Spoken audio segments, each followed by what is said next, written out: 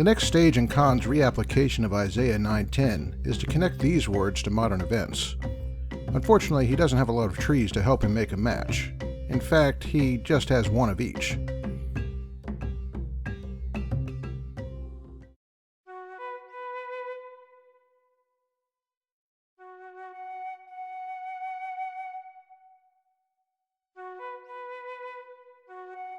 Kahn correctly states that when the World Trade Center collapsed, a certain single tree was destroyed, to be later replaced by what was known as the Tree of Hope. Now, you've probably already guessed that he matches tree number 1 to Isaiah's sycamore, and tree number 2 to his cedars. And even if you're not botanically inclined, you might wonder whether those two trees in New York were a sycamore and a cedar. Well, yes and no. The sycamore of the Bible was a type of fig tree.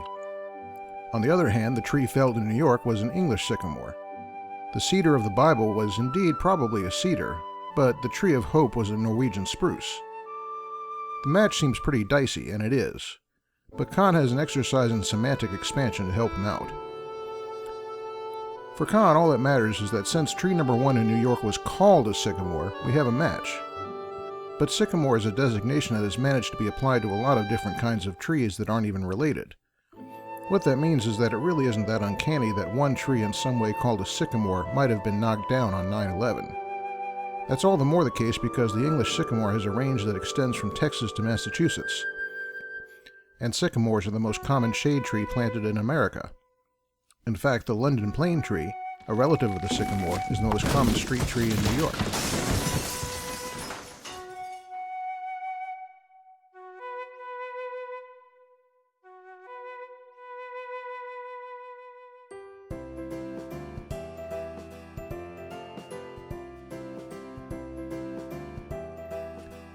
Next, Kahn finds a way to make that Norwegian spruce count as one of Isaiah's cedars.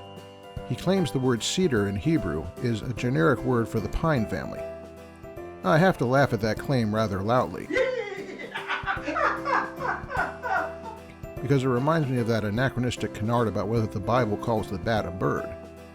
There's no way that Hebrew word could be a generic word for the pine family, because no such category existed at the time. But even if it did, that would put Kahn in another tight spot. The pine family is a huge one, practically the Duggars of the plant kingdom.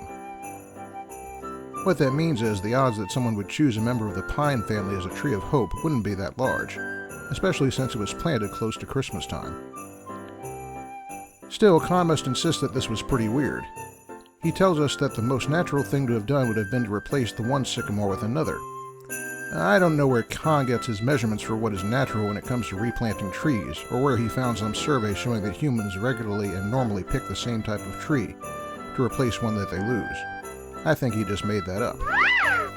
Finally, Kahn found great significance in the fact that the Tree of Hope lived for only a decade before it died, which he takes to be a harbinger of impending judgment. But scientific studies show that trees planted in downtown urban environments typically have a lifespan of no more than 7 to 13 years. So the demise of the Tree of Hope was in no way extraordinary. So that's it on the subject of Isaiah 9:10. Next time we'll pick up on some of Kahn's ideas about the stock market and the prophetic significance of it.